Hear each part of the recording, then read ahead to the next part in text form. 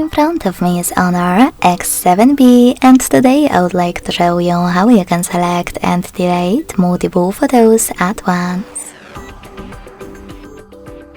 Begin by opening Gallery and selecting photos or albums at the bottom.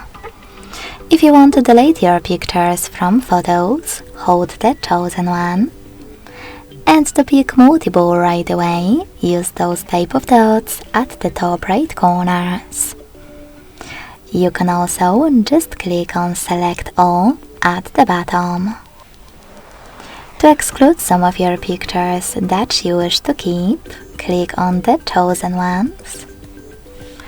And to delete the rest, use this bin at the bottom.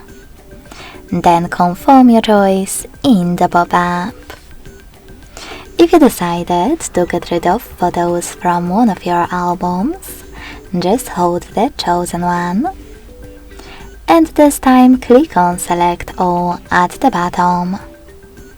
Then get rid of your photos by clicking on Delete, also at the bottom, and choosing Delete in the pop-up. Thanks so much for watching. If you enjoyed this video, don't forget to leave a like, comment and subscribe. Bye!